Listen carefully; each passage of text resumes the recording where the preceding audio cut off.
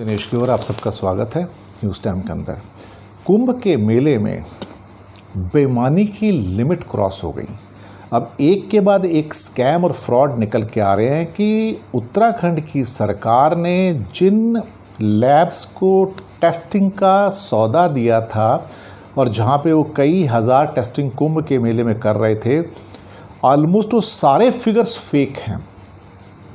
ऐसे ऐसे लोगों के सैंपल लिए गए हैं या पेपर पे दिखाए गए हैं जिसको लोग कभी कुंभ के मेले में आए ही नहीं। कोई बंगाल से है, कोई बिहार से है, कोई कहीं से है। और ये बताया गया कि फेक टेस्ट इतने ज़्यादा हुए और उसमें पैसा भी बहुत खाया गया। उसमें बताया गया कि the first official police complaint the case involving allegedly 1 lakh fake Covid test. ये पहली कंप्लेंट अभी दायर की गई है सरकार के द्वारा कि 1 लाख से ज़्यादा फेक टेस्ट किए गए वहाँ पे, यानी कि सिर्फ कागज़ों पे किए गए।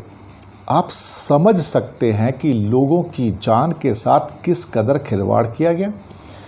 इसमें कौन इन्वॉल्व होगा?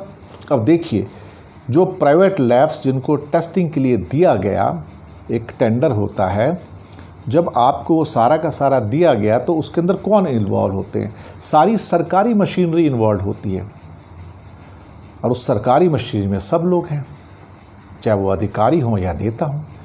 तो कहीं ना कहीं अब उंगलियां उठ रही हैं उनके ऊपर, सरकारी तंत्र के ऊपर उत्तराखंड में, कि इतने बड़े स्केल पे, इतने मैसिव स्केल पे वहाँ फ्रॉड हुआ है, ये स्कैम हुआ है, ख़ास तौर से फेक टेस्टिंग का, जो अब बाहर निकलना शुरू हो गया है।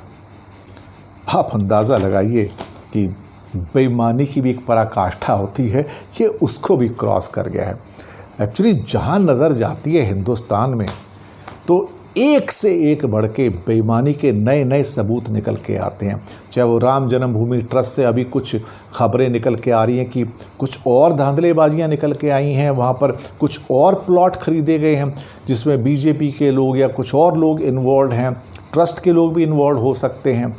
तो ये कहीं तो भगवान राम के नाम पर सब कुछ किया जा रहा है, कहीं ये अपना क्या कहते हैं कि धर्म के नाम पे कुंभ मेले में फेक टेस्ट हो रहे हैं।